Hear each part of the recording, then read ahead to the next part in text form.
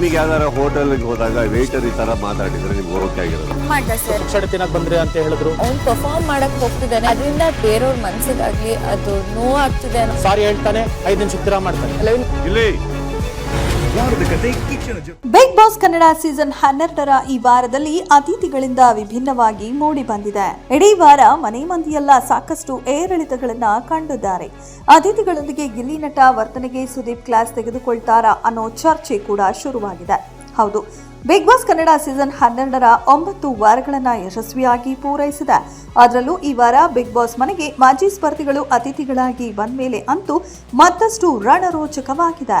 ದೊಡ್ಡ ಮನೆಗೆ ಸೀಸನ್ 11ರ ಸ್ಪರ್ಧಿಗಳಾದ ತ್ರಿವಿಕ್ರಮ್, ಮೋಕ್ಷಿತಾ, ರಜತ್, ಚೈತ್ರ ಹಾಗೂ ಉಗ್ರಂ ಮಂಜು ಬಂದಿದ್ರು. ಮನೆಗೆ ಬರುತ್ತಿದ್ದಂತೆಯೇ ಗಿಲ್ಲಿ ನಟನನ್ನ ಟಾರ್ಗೆಟ್ ಕೂಡ ಮಾಡಿದ್ರು.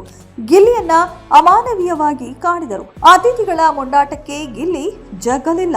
ಗಿಲ್ಲಿ ತಮ್ಮದೇ ಶೈಲಿಯಲ್ಲಿ ಕೌಂಟರ್ಗೆ ಪ್ರತಿ ಕೌಂಟರ್ ಕೊಟ್ಟು ಅತಿಥಿಗಳಿಗೆ ಯಾಕಾದ್ರೂ ಬಂದ್ವಪ್ಪ ಅನ್ನುವಷ್ಟು ಮಾಡಿಬಿಟ್ಟಿದ್ದರು. ಅತಿಥಿಗಳು ಮನೆಯ ಸ್ಪರ್ಧಿಗಳನ್ನ ಕರೆಸಿ ಕೆಂಡ ಮಾಡಿದರು. ಈ ಜಿದ್ದಾಜಿದ್ದಿನಲ್ಲಿ ಕೆಲವು ತಪ್ಪುಗಳು ಎರಡೂ ಕಡೆ ನಡೆದಿದೆ. ಈ ಬಗ್ಗೆ ಇಂದಿನ ಕಿಚ್ಚನ ಪಂಚಾಯಿತಿಯಲ್ಲಿ ಈ ವಿಚಾರಗಳು ಚರ್ಚೆ ಆಗಲಿವೆ.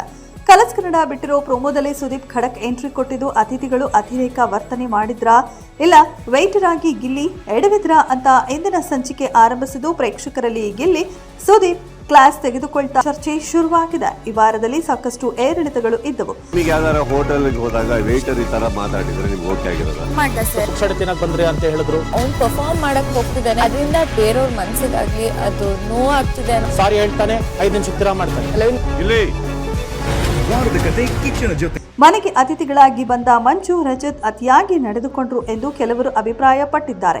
ಇನ್ನು ಕೆಲವರು ಗೆಲ್ಲಿಯದೇ ತಪ್ಪು ಎಂದಿದ್ದಾರೆ. ಹಾಗಾದ್ರೆ ಇವರಲ್ಲಿ ಕ್ಲಾಸ್ ಯಾರಿಗೆ? ಸುದೀಪ್ ಈ ಬಗ್ಗೆ ದೊಡ್ಡ ಸೂಚನೆ ಕೊಟ್ಟಿದ್ದಾರೆ. ಬಿಗ್ ಬಾಸ್ ಮನೆ ಈ ವಾರದ ಡಿಫರೆಂಟ್ ಆಗಿ ಇಡೀ ಕರುನಾಡಿಗೆ ಮಸ್ತ್ ಮಜಾ ಕೊಟ್ಟಿದೆ. ಈ ಚಟುವಟಿಕೆಗಳಲ್ಲಿ ನಡೆದ ಎಲ್ಲಾ ಬೆಳವಣಿಗೆ ಬಗ್ಗೆ ಕಿಚ್ಚನ ಜೊತೆ ಯಾವ ಉತ್ತರ ಸಿಗಬಹುದು ಅನ್ನುವ ನಿರೀಕ್ಷೆಯಲ್ಲಿ ಸದ್ಯ ಜನ ಕಾದು ಕುಳಿತಿದ್ದಾರೆ. ಅತಿಥಿಗಳ ಆಗಮನದ ಹಿನ್ನೆಲೆಯಲ್ಲಿ ಬಿಗ್ ಬಾಸ್ ಮನೆಯಲ್ಲಿ ಪ್ಯಾಲೇಸ್ ಆಗಿ ಪರಿವರ್ತನೆ ಮಾಡಲಾಗಿತ್ತು.